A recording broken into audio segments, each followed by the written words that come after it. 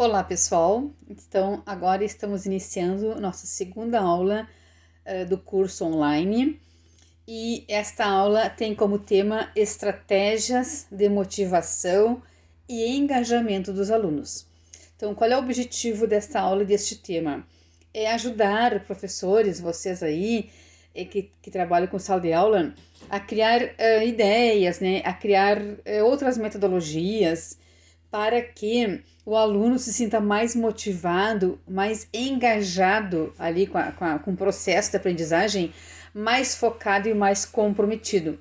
Então, daqui a pouco vou citar então algumas formas que vocês podem fazer isso para que todo o aprendizado seja mais fácil, mais dinâmico e até mais fluente. Então, esse é o principal objetivo dessa aula, tá? Existem dois tipos de motivação: a motivação intrínseca e a motivação extrínseca. A motivação intrínseca é aquela que a motivação vem dentro da pessoa, dentro do aluno em questão. Então, é o aluno aquele que gosta de estudar, que adora ir para a escola, é aquele que vê um propósito naquele estudo. São poucos, né? Hoje, infelizmente, são poucos que são assim. E a motivação extrínseca é o aluno que é motivado por alguma coisa externa, seja porque o professor é um bom professor, ele gosta muito daquela aula, porque a atividade, a tarefa, a aula, enfim, está muito boa, ele gosta, ele se sente interessado, porque o professor elogia ele, estimula ele e acompanha ele de perto, ou porque aquilo vai valer nota, ou porque vai ter lá no final do ano, ele sabe que ele vai ser aprovado, que ele precisa disso para ser aprovado, então uma motivação vem de fora e não de dentro dele, né? Então são os dois tipos de motivação, intrínseca e extrínseca. Então, quais são os fatores que podem motivar o aluno, né?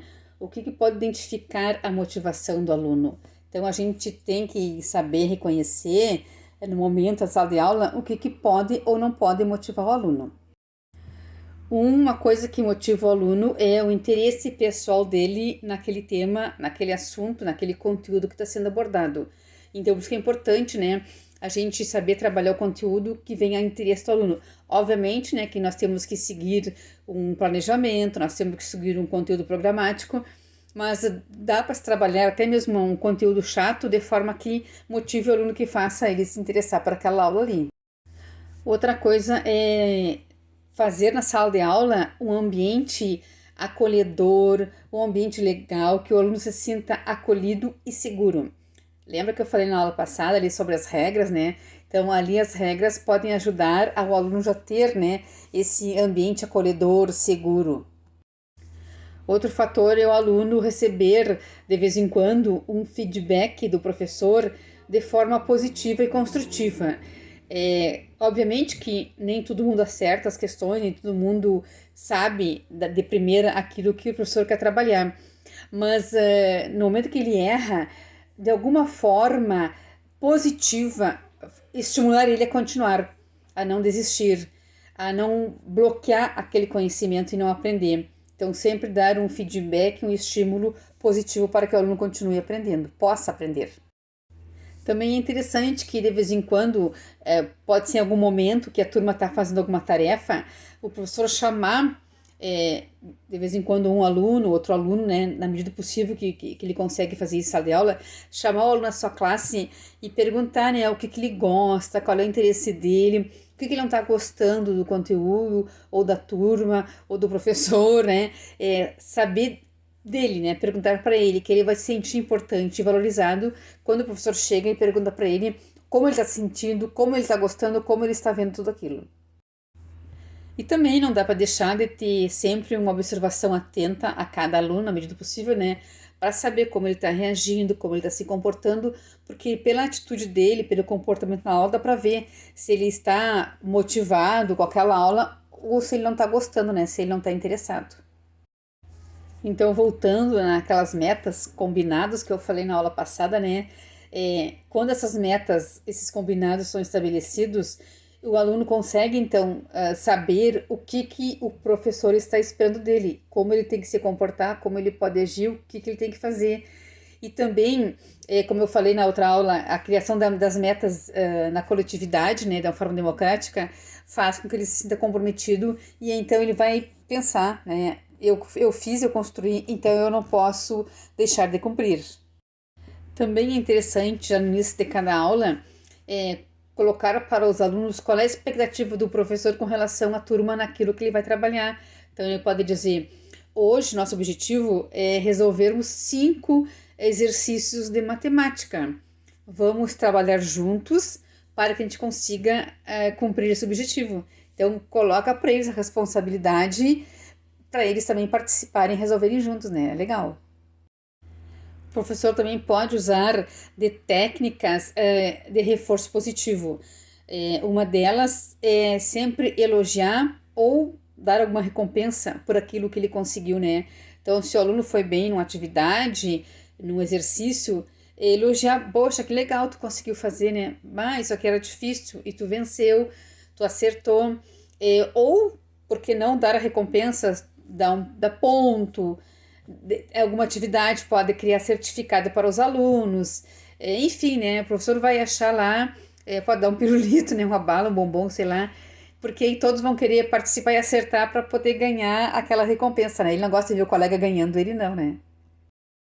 Também é legal fazer sempre com eles, né? Dar sempre para eles um feedback positivo. Por exemplo, até aqui tu foi bem, olha que legal, tu conseguiu isso e aquilo, mas ainda falta um pouquinho tu melhorar aqui. Eu sei que tu consegue. Vai lá, continua tentando, que tu vai chegar aonde a gente quer chegar, né? Então, isso é um feedback positivo.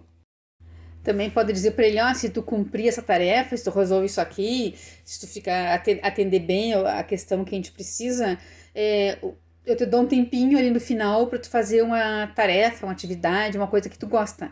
Aí o aluno, né, claro que ele vai correr para fazer, mas ele tem que fazer certo. Então nem sempre vai poder correr para fazer por causa que ele não vai acertar. Então, se ele conseguir fazer, concluir, ótimo, deixa ele abrir ali uma revista, fazer um joguinho, sei lá, fazer alguma coisa que ele gosta de fazer. Então, é uma recompensa, né? Também é legal, a outra forma de recompensa é aqueles carimbinhos que o professor tem, ou desenhar no caderno, uma estrelinha, né? Digamos assim, isso para as crianças, né? E aí, dizer, cada coisa que tu faz é certa, faz bem, estrelinha. Se tu conseguir 5 estrelinhas, tu pode escolher uma brincadeira divertida para te fazer ou para a turma fazer. Então, também é legal, né? E com o pessoal do ensino médio, gente, os adolescentes, no caso, que já não são criancinhas, o professor vai saber criar alguma forma de recompensa, mas porque o feedback em qualquer etapa se pode fazer, né? O elogio também. Então, para alunos maiores, que já não são crianças, adultos, que tem no ensino médio adulto também, né? Ou adolescentes, podem criar também recompensa de pontos, certificado, sei lá. O professor vai saber, ao conhecer a sua turma, como fazer, né? Então é interessante isso. Também um ponto importante é o professor personalizar o seu ensino com aquela turma.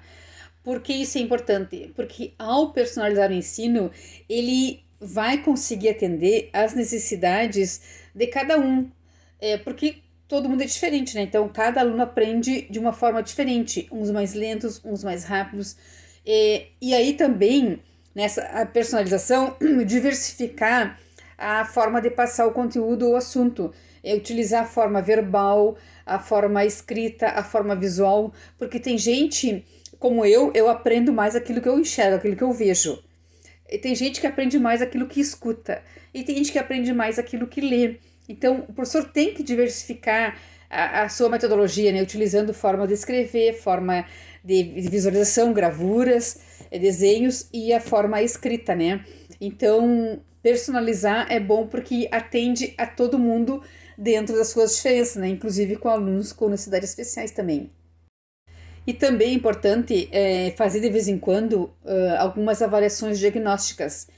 Aquelas que não valem ponto, mas peçam para o aluno levar com seriedade, porque é ali que o professor vai saber em que ponto que ele ainda não está bom, qual é a dificuldade dele, aonde que tu não precisa retomar com ele, porque ele já fluiu. Então, isso, o professor vai corrigir individualmente essa avaliação diagnóstica e saber qual é o grupo que está, mais ou menos, né, em que pontos que eu tenho que retomar com ele e quais alunos já avançaram. Até porque é bom, quando juntar eles em grupo para alguma atividade, algum conteúdo novo, é bom para misturar os alunos, aqueles que estão com dificuldade, que ainda estão mais lentos, com aqueles que já estão na frente, para ajudar os seus coleguinhas. Porque a diferença de linguagem do aluno para o professor, às vezes é muito melhor para o colega, porque ele aprende na linguagem deles, né? Na linguagem da idade deles. Bem, é claro que a gente sabe que o objetivo principal, né? A razão de ser da escola é ajudar os alunos na aprendizagem, contribuir para o progresso da aprendizagem e que eles tenham sucesso ao final de cada ano letivo, né? Mas parece uma coisa tão básica, tão fácil, mas não é não. A gente sabe que muitos alunos em várias etapas da sua vida escolar enfrentam dificuldades. Não é à toa que o Brasil não está num ranking muito bom na parte educacional, né? E quais são os motivos, então? Por que alguns alunos não aprendem? Por que alguns alunos têm dificuldade em aprender? Bom, são várias questões, né? Muitas vezes começa lá na família, com seus problemas, às vezes falta de estrutura familiar, falta de apoio dos pais, falta de acompanhamento dos pais. Na escola, muitos professores ainda usam métodos de ensino, metodologias de ensino obsoletas, antiquadas, infelizmente isso é verdade. Muitos professores despreparados para dar aula, desqualificados, porque não tiveram uma boa qualificação até mesmo na faculdade, né? Porque a gente sabe que dificilmente uma faculdade reprova um professor, até mesmo no seu estágio, né? É uma verdade, não dá para negar. Professores desatualizados, que fizeram a faculdade e acham que aquilo que já sabem, pronto, é o que eu sei, eu vou passar para os alunos. E a gente sabe que o médico e o professor são as duas profissões que mais precisam estar sempre se atualizando. E essa atualização pode ser feita através de pós-graduação, tem vários para fazer, pode ser feita através de cursos de extensão, que tem cursos pagos e cursos gratuitos na internet, ou mesmo o professor ser autodidata. Eu mesmo sou autodidata, eu tenho várias pós, mas eu estudo muito por fora na internet, no YouTube, é só tu digitar no Google que tu quer, tem horrores de coisa, então eu sou muito autodidata. Então, só que tem professor, né, que acha que aquilo que ele já sabe tá bom. Só que a realidade, a vida, o mundo, a sociedade tá a 1000 por hora a cada dia que passa. E a sala de aula, que deveria ser o chão da transformação, não tá para trás, infelizmente tá para trás. Então, isso também os professores têm que pensarem, né? Até que ponto eles se atualizam, né? Então, vocês que estão fazendo esse curso aqui, ó, parabéns, porque vocês estão se atualizando, né? E não ficar só com esse curso, buscar outras coisas também para se atualizarem. Isso quem vai ganhar é o aluno. Vocês ganham com conhecimento, com o certificado do curso que vocês fazem, mas isso quem ganha muito mais é o aluno, porque vai ajudar o aluno a também aprender mais, a ter coisas novas, atualizadas, vai ter um professor atualizado, motivado, então realmente isso é um ponto muito importante para se levar em conta. Então, claro que vai depender do professor encontrar a forma correta, a metodologia adequada, a atividade perfeita ou quase perfeita para o aluno. Então, obviamente, por uma sala de aula, tem todo tipo de aluno, como eu disse, né? Tem um aluno quieto, que não gosta de falar, tem um aluno falante, tem um aluno que não para quieto, tem um aluno que não sai da sua classe, que é tímido, tem aluno que aprende muito rápido, tem aluno que demora, mas aprende. Então, o professor, nessa personalização, não que ele vai fazer uma tarefa para cada aluno, porque não tem como, né? Não tem tempo, nem em casa, nem em sala de aula para fazer isso.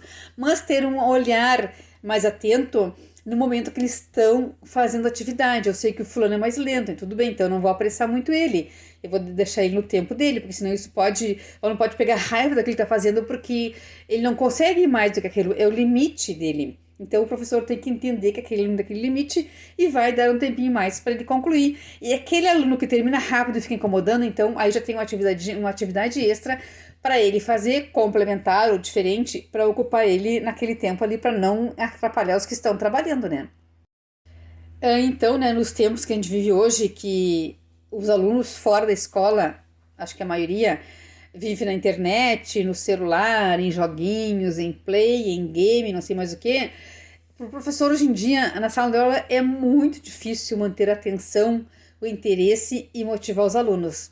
Então, assim, ó, tem que realmente fazer alguma coisa bem específica, bem motivante para chamar a atenção deles. Então, o professor tem que pensar, né, no tempinho lá que ele tem, quer dizer, é difícil, mas o professor sabe que tem que planejar. Nesse planejamento, ele tem que pensar como motivar, como trazer os alunos com mais interesse para a sua sala de aula, para as suas aulas, para o conteúdo, né? Como que naquele conteúdo eu vou motivar eles. Então, sempre quando for planejar em casa a aula, coloque-se no lugar do aluno. E se fosse eu, aluno, de mim, professora, eu ia gostar dessa aula? O que eu acharia dessa aula? Eu ia ser motivada? Eu ia sentir legal? Eu ia gostar? Eu ia querer participar? Então, é a empatia colocar-se no lugar do outro, né? Porque aquele aluno que tem dificuldade em aprender, aquele que é mais lento, é mais tímido, né, que não vai junto com os colegas, fica às vezes fica para trás, se o professor não estimula ele, não incentiva ele, não pega da mão dele, né, ele acaba desistindo, ele acaba se frustrando, ele acaba pegando raiva do estudo, da escola. Tem muita gente que diz, eu tenho raiva de estudar, não gosto de estudar. Por quê? Porque lá no passado ele teve dificuldade e os professores não ajudaram, não incentivaram ele e ele acabou se perdendo na questão dos estudos, né? Então é importante conhecer cada um e ajudar para que ele se motive, para que ele tenha interesse. Porque se ele não gostou dessa forma, vamos tentar dessa outra forma. De alguma maneira, ele vai gostar.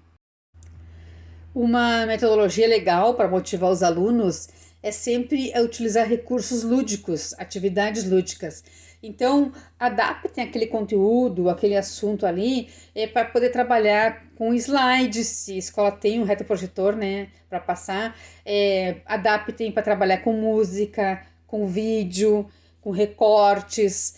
Enfim, encontre alguma forma de que aquele conteúdo não seja só teórico, não seja só no livro, não seja só no quadro, mas que o aluno consiga fazer alguma coisa junto, porque com certeza quando o aluno mexe, né, quando ele faz, ele participa, ele consegue aprender mais. Também outro ponto importante é criar conexões positivas com os alunos. Isto é, manter com eles, com cada um deles, um relacionamento positivo. Porque quando às vezes a gente escuta alguns alunos dizerem, eu não gosto daquela professora, algum motivo tem, porque talvez porque a professora não tenha chegado nele para saber problemas dele, por que ele age assim, né? Cada pessoa que age de alguma forma ruim, algum motivo por trás tem. Só que o professor muitas vezes não chega até ele para perguntar por quê. Se não dá tempo, se não é legal perguntar isso na sala de aula mesmo individualmente, em outro momento chame ele no recreio ou num outro momento da sala de aula, chame ele para perguntar o que está acontecendo, né? Se o professor mostra para o aluno que se interessa por ele, que olhou ele, percebeu que ele não está bem, ou que a atitude dele é legal, chamar para conversar individualmente, não chamar atenção em toda a turma assim, isso é legal, porque ele vai perceber que o professor se importou com ele, que ele não é apenas mais um na sala de aula, que ele é gente, que alguém se interessa, porque muitas vezes a família não dá bola, a família, né, atira, larga, e aí ele vai para a escola esperando que alguém lá se importe com ele. E aí ele chega na escola, ninguém se importa com ele, ninguém quer saber dos problemas dele. Então é interessante, se vocês puderem fazer isso, com certeza vai chamar eles, trazer eles para perto de vocês. Outra coisa legal é sempre, na medida do possível, sempre relacionar o conteúdo com a vida real, com o cotidiano deles. Porque acredito que qualquer assunto, qualquer coisa, tu pode relacionar com o que acontece na vida, na sociedade. Pode citar exemplos de pessoas, sem citar nomes, de pessoas que tu conhece, assim, né? Pode citar exemplos da televisão, mas sempre procure mostrar que aquele conteúdo não é abstrato, né? É só teórico, que tem uma aplicabilidade, que tem uma vivência. Então, acho que todo o conteúdo, principalmente matemática também, né? Matemática, física, química, sei lá, tudo tu pode aplicar na vida. Então, mostrar para eles que aquilo que eles estão aprendendo não é em vão, não é à toa, que em algum momento eles vão vivenciar ou eles vão aplicar. Também outra coisa legal é oferecer para os alunos algumas escolhas e autonomia para essas escolhas. Por exemplo, eu vou trabalhar um conteúdo, então eu posso pedir para eles, né, antes de trabalhar esse conteúdo, sugestões de como que a gente pode trabalhar tal conteúdo. E aí, então, vai ouvir eles, podem fazer votação e depois em casa prepara de acordo com o que eles gostam, porque se eles escolheram porque eles gostam, isso vai chamar a atenção deles, né? E podem também trabalhar determinados conteúdos com projetos. Ensina como é que se faz um projetinho básico, né? Depois lá nas metodologias ativas eu vou trabalhar com vocês isso aí. Que eles mesmos preparam o conteúdo fazendo projetinhos e depois traz para vocês, porque ao fazerem o projeto com o conteúdo, com o assunto, eles vão estudar e vão aprender, né? Então é uma boa forma de diversificar a metodologia de ensino. Também, de vez em quando, desafiem a turma, os alunos, com tarefas estimulantes, desafiadoras. Por quê? Se tu sempre faz uma aula com atividades faz fáceis, acessíveis demais, eles não acham graça, vai levar ao tédio. Então, de vez em quando, assim, né, façam alguma atividade bem desafiadora, que eles até podem achar difícil, mas aí o professor vai acompanhar, vai mostrar como é que chega lá, e quando eles conseguirem, chegarem lá, eles vão dizer, bah, consegui, né, e aí tu vai dar o feedback, né, bah, que legal, tu conseguiu. Então, é bom de vez em quando fazer alguma coisa diferente, assim, que eles se apertem mais para fazer, que seja um desafio para eles, mas que eles consigam fazer. Sempre, desde o início do ano, incentive a participação e o respeito entre eles. Por quê? Porque eu sei, porque eu já fui aluna, né, e fui professora, tem muitos alunos que não participam porque tem vergonha, porque o colega vai rir. Então, desde o início do ano, fala para eles que todos devem participar e todos devem respeitar a participação e opinião do colega. Porque todos vão sempre participar sem vergonha, sem medo, mesmo aquele encabulado, aos pouquinhos ele pode ir entrando na participação, na interação da turma, e aí a coisa vai fluir muito melhor. Outra dica. Explore interesses individuais dos alunos. Pode até fazer no início do ano uma entrevista no papel, né, que eles têm só que marcar ou escrever, para aqueles que já sabem escrever, né? Ou até mesmo uma pesquisa oral, assim, no grande grupo, para as crianças, e o professor vai anotando o que eles mais gostam, que tipo de atividade eles preferem, o que chama mais atenção, o que motiva mais eles, né? O que eles gostam de fazer em casa. Porque aí, de vez em quando, pode adaptar um conteúdo, um tema, com aquilo que eles gostam. Então, pode um dia aproveitar e esse grupo gosta disso, então eu vou fazer aquilo que o grupo gosta. Outro dia, outro grupo, porque vai aparecer questões parecidas do que eles gostam, né? Porque na mesma faixa etária, geralmente é a mesma coisa, ou quase a mesma coisa que eles gostam. Então, adapte alguns conteúdos nessas coisas que eles gostam, porque além de fazer o que eles gostam, eles vão estar aprendendo, né? Então, lembrando que sempre estimule o progresso, o avanço e a conquista de cada um. Mas jamais façam aquilo de primeiro lugar, segundo lugar, por causa que isso aí desestimula. Porque se tem um primeiro lugar, tem alguém que é o último lugar. Isso aí é ruim. Até para o adulto é ruim, né? Eu sempre detestei essas coisas, né? Então, nunca coloque em primeiro lugar, segundo lugar, não. Reforce sempre o feedback positivo, estimule, elogie, mas sem dizer que fulano foi melhor ou outro foi pior. Uma coisa interessante, que eu falo até por mim própria, seja sempre um modelo de entusiasmo. Se o professor já chega na aula e fica na aula motivado, com bom espírito de humor, sem se estressar, sem brigar, isso já é um bom incentivo para o aluno. Eu sempre disse, quando eu era professora de sala de aula, que 50% do aprendizado do aluno depende do professor e outra metade do aluno. Porque se o professor gosta do que ensina, trabalha aquele conteúdo de forma legal, bem disposto, mostrando que é possível fazer, o aluno vem junto, né? Agora, eu já vi muito professor que chega na aula cansado, chega emburrado, chega de mal com a vida, que, óbvio, problema todo mundo tem, mas deixa na porta antes de entrar na sala de aula, né? Então, procura sempre estar de bem com a vida, motivado, com bom humor, dentro do possível, né? Para motivar eles. Sempre relacionem com coisas legais, porque isso também é uma forma de motivar os alunos. Na medida do possível e do tempo, ofereça suporte individualizado. Diz, olha, falando, se tu tá a fim de conversar, se tu quer alguma ajudinha, me chama no momento que a turma está trabalhando, ou me procura fora da sala de aula, no recreio, mas mostre para eles que tu está disponível para também ajudar ele. Porque quantos alunos que reprovam no final do ano, a gente pode resgatar eles antes desse fracasso escolar, apenas com uma conversa, apenas com o interesse pelo aprendizado deles, pelo progresso deles. Então, mostrar que tu está disponível para ajudar eles, seja na sala de aula ou fora dela, com certeza vai chamar eles para junto de vocês. Outra coisa legal é sempre valorizar o processo do aluno, não só focar lá no resultado, né? Porque, claro que eu falei, elogiar, dar os parabéns, motivar por ter conseguido, ok, mas não foquem somente no final, no resultado. Se o aluno não conseguiu aquilo que tu esperava, aquilo que realmente tinha que conseguir, parabeniza pelo processo que ele fez, pelo menos ele tentou, né? E dá um estímulo para ele continuar tentando, que ele vai conseguir. Então, focar também no processo, naquilo que ele tentou, naquilo que ele fez, naquilo que ele construiu, embora não tenha chegado ao resultado final esperado, também é um ponto positivo, porque ele vai se sentir encorajado a continuar e vai saber que o professor não ficou bravo com ele porque ele fez e não conseguiu, mas que ainda está esperando ainda que ele consiga.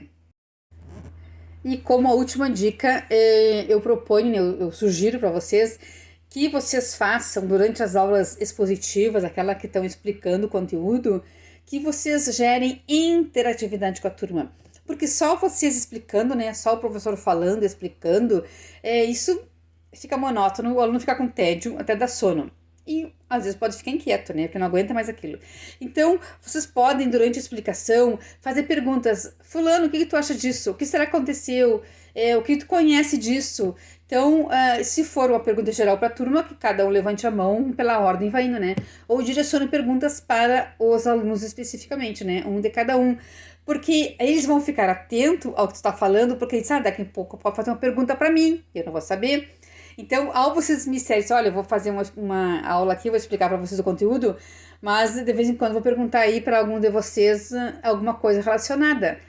E aí, então, eles vão ficar prestando atenção, porque sabem que daqui a pouco ele pode ser chamado. Então, essa dinâmica de interação não deixa eles ficarem entediados, não vão ficar com sono, vão participar e vão prestar mais atenção. Então, para encerrar a aula de hoje, uma reflexão. Motivar e engajar os alunos é uma forma de valorizar eles, fazer com que eles se sintam reconhecidos, existentes na turma, que não é apenas mais um na chamada, que o professor sabe que ele está ali, que o professor se importa com que ele está ali, e ele vai conseguir relacionar a existência dele com o aprendizado dele. E com certeza ele vai sempre, pelo menos é o que a gente pensa, né? Que ele vai sempre ir para a escola sabendo que o professor está lá, ele me enxerga, ele me escuta, ele se interessa se eu aprendo ou não aprendo. Então, motivar e engajar os alunos é uma maneira assim, maravilhosa e sempre é positiva para que a gente consiga que no final do ano letivo o aluno tenha sucesso e não se perca alunos no meio do caminho. Então, eu espero que essas dicas sejam postas em práticas no ano que vem e que vocês, dentro da realidade de vocês, dos alunos de vocês, da série, do ano, da idade, consigam adaptá-las, ok? Até a próxima aula, beijão!